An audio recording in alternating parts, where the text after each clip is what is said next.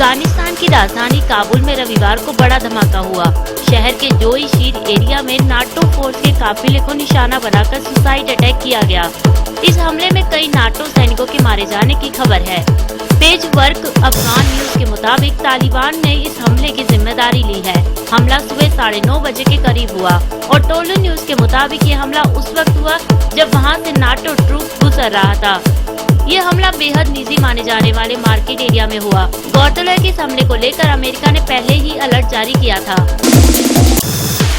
Israel के मुताबिक उसके लड़ाकू विमानों ने गजा पट्टी में 2 ठिकानों पर हवाई हमले किए, जहां पर हमास हथियार बना रहा था।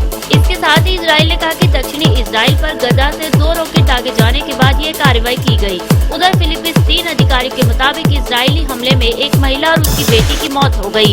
इससे पहले अमेरिका के विदेश मंत्री जॉन कैरी ने इजराइल के प्रधानमंत्री बेंयामिन नेतन्याहू और फिलिस्तीन के राष्ट्रपति महमूद अब्बास से टेलीफोन पर बात की थी।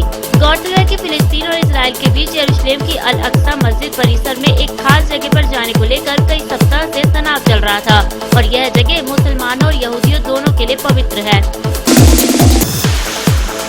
तुर्की की राजधानी अंकारा में शनिवार को हुए 2 बम धमाकों के बाद वहां के प्रधानमंत्री अहमद दावुतोगली ने राष्ट्र में 3 दिनों के राष्ट्रीय शोक का ऐलान किया।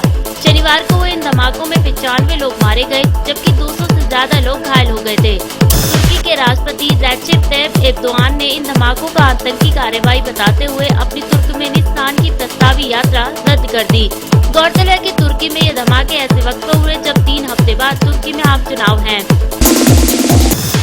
अफगानिस्तान में कुंदूज के एक अस्पताल पर हुए हमले में मारे जाने वाले लोगों के प्रियजनों और घायलों को अमेरिका मुआवजा देगा।